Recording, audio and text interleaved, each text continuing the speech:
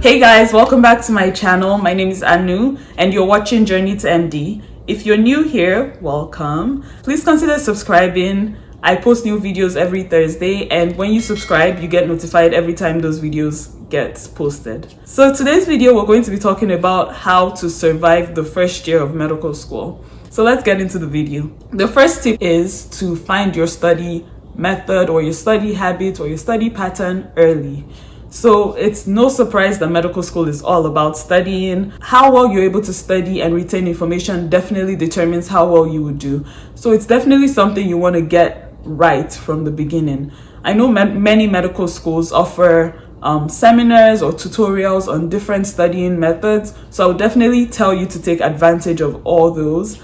And honestly, the way you studied in your undergrad or previously, whatever you were doing before medical school would probably not be much different from the way you study in medical school.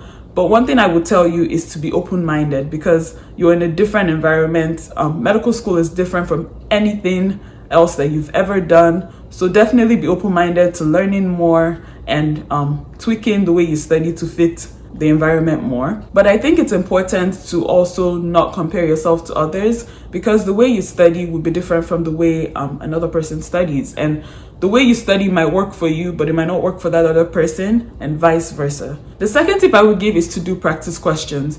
You're learning a lot and you're studying a lot, and the only way to make sure that you have retained the information that you have studied or learned is to do practice questions. And you want to make sure you're doing these practice questions before the test, because you don't want to get on the test and find out that you actually did not retain any of the information. So I would say do practice questions every weekend. You can do them with a group of people or you can do them by yourself. And there are lots of resources for medical students to use for practice questions. Resources such as pre-test, model questions, or even some questions that your professors might give you. If you find out that you're not doing well on those practice questions, you know that maybe it's time for you to change your study method or your study patterns. The third point I would give is to schedule well. Scheduling is honestly how you balance life. If you're doing 4 hours of lectures a day, then you want to make sure you're scheduling enough time to be able to go through those lectures before you go to bed that day. I think it's also important to schedule breaks. When you take breaks, then you give your body a chance to reset, and then you lessen the chance of you burning out. You definitely don't want to be in a position where you're burnt out, because it's not fun to be there. Also, the way you schedule now and how you balance your work life, your study life, and your break time, your leisure time, is basically what you will carry on to residency and even as you become a physician. Also, I found that whenever I write down things, whenever I write down my schedule, things that may have seemed so overwhelming before don't seem as overwhelming when it's on paper. So yeah, that's helpful. The fourth point is to use the resources around you. And by resources, I mean the people, your friends, your seniors, the library, your professors, all the things that are available to you.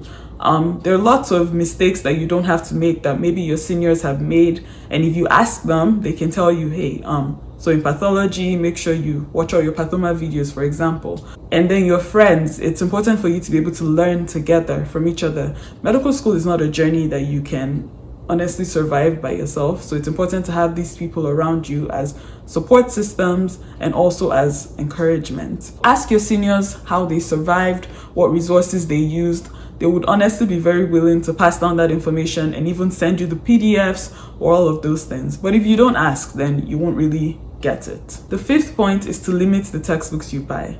And honestly, I wish somebody told me this at the beginning of medical school, because my first term of medical school, I bought the entire shebang of textbooks. Is shebang a word? I don't know. I bought all the textbooks possible. And honestly, I probably opened maybe 3 of them. And those were, I think, the Gray's Anatomy, Question Bank, Netter's Anatomy, and I cannot remember the other one I used. Limit the textbooks that you buy, because honestly, you won't use most of them. And most of them have a PDF version that a senior probably has for free. You don't have to buy it, but I didn't tell you that. So yeah, again, this goes back to my last point where I say use the resources around you, your friends, your seniors, because they will have these textbooks and they will be definitely willing to pass it down to you. And the truth is, the textbooks, even when you buy them, you may not even be able to sell them because these textbooks companies come out with a new edition every year. So by the time you're done with yours, there's a new edition. So you can't even sell them. It's such a waste of money, honestly. Plus, they're heavy, so you can't really carry them to the library. I personally study in the library, so I'm like, I can't carry all of these to the library. But I have a PDF version and everything's on my laptop. So life is easier that way. Sixth point is to definitely enjoy the ride. You have made it to medical school. Study as hard as you can. Work hard, play hard. But make sure there's a balance in everything and just enjoy the ride because this will not be forever. You're only a medical student for 4 years and then it's on to residency and becoming a physician and other amazing, great things. So yeah, congratulations to you and good luck. That's it for today's video, guys. Thank you so much for watching. If you have enjoyed this video, don't forget to click the like button and to subscribe if you have not. If you have any other tips to add or any questions to ask, please go ahead and leave them in the comments below. Thank you so much for watching. I will see you next Thursday. Bye-bye.